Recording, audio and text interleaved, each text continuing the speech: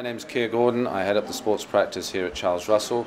We are sponsoring and hosting today's summit. Well, we as a law firm see with the clients that we're working in sport and our corporate clients are seeing that the whole area of corporate social responsibility in sport is growing in importance. So in the work we're doing, we recognise it's important for us to be involved from our clients' perspective, particularly with the work we're doing in sport.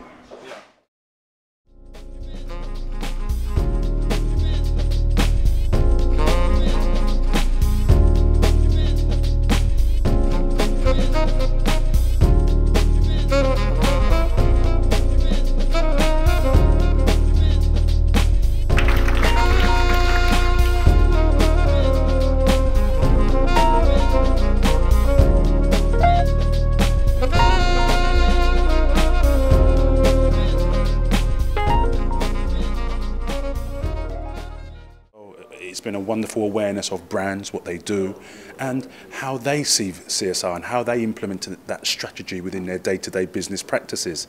And obviously, you know, myself speaking on behalf of Kick It Out, our relationship with Ford and how they incorporate CSR as an intrinsic part of their core activities. And I think that's very, very important. I think where Ford are concerned, you know, they understand that CSR is an intricate part of their delivery. And I think that's very, very important, as opposed to it just being surplus and give that away. No, it's actually ingrained, it's woven into their fabric, into their ethos. And I think once you've got that kind, that's, for me, the real meaning of CSR. That it actually, the same ethics, they're very ethical, you know, and it's a fixture and fitting part of their business of giving back to the community. I hope they realise sustainability is very important. And it's not just about CSR because you have excess. It's about CSR, an intricate part of your practices, your customs, and actually recognising the value that you're doing to your business as a consequence of giving back to the community.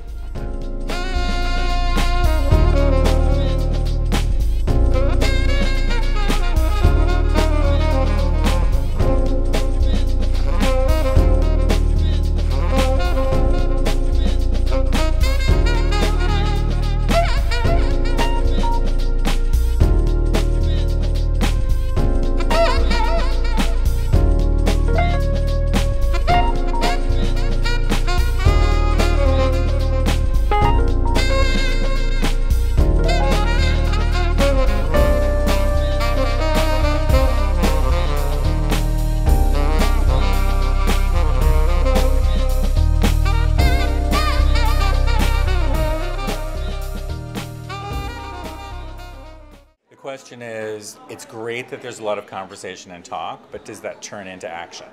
So I think, you know, we talk about crowdsourcing a lot. I think the next development is what I call action sourcing. So are we actually using social media to get people to do something? Whether it's give money, like to the disaster relief in Japan, or it's actually to go and volunteer and do something in your local community, or translate your brand benefit and proposition into some activation that's not only going to help the world, but also is going to help the local community and, frankly, the marketing of your brand.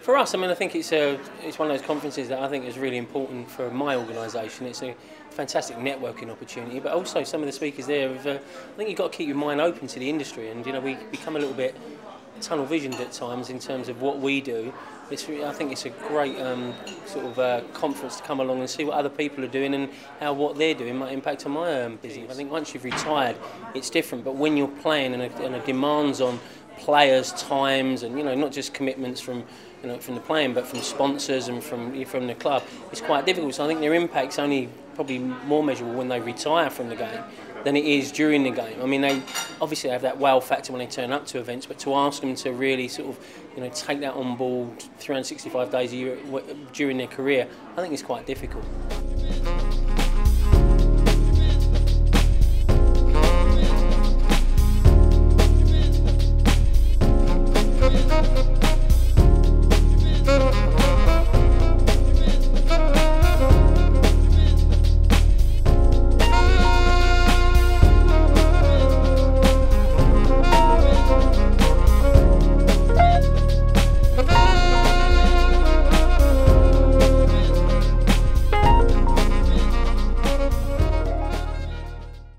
I think there are some great topics that were brought up today, and being in the room with so many individuals who are experts in CSR and so many corporations who are putting their money where their mouth is very, very important. And I think the more engagement we can have with professional sports, professional athletes, as well as corporations and different social organizations and NGOs, the better.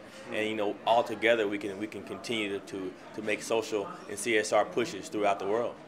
When I started, a lot of guys definitely, had interest on giving back, and began to do their own foundations. I think, at the core of the issue, though, there was really no template for it, and there still really isn't a solid template, and people with deep expertise on CSR.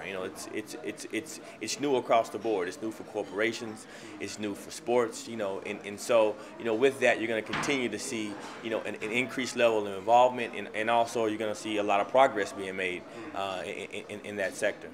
From my point of view, whenever you're blessed with so much at such a young age, and you're given the opportunity to be a role model and to really be a citizen that people look up to, not only for your athletic ability but as more of an icon. And so it comes with an obligation to me. It goes back to what a person's motivation is, and whenever you're blessed with so much and you're given so much opportunity, it's really your responsibility to give back, because if you don't give back in that situation, then who will? Yeah. I mean, I think, especially for a professional sports athlete, you're put on such a pedestal. And so many kids in the communities embrace you and love you, and really the people that are passionate about you are those individuals that need your help. And so, as a human, I think it's our obligation.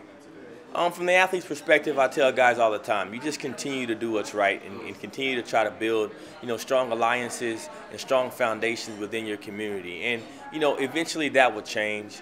People are going to always, look for negative when it comes to the media, from a media perspective. But I think, as long as we can continue to have real social movements and create those partnerships, which are key. If you start partnering with the brands in the corporations that are really putting the money behind sports, they have no choice but to cover it and follow it. Right now, it's just, like I said before, it's just the beginning. And so hopefully it'll continue to evolve, and athletes and sports teams and corporations will continue to work together, and it will be no other option but to really expose the good things that are going on.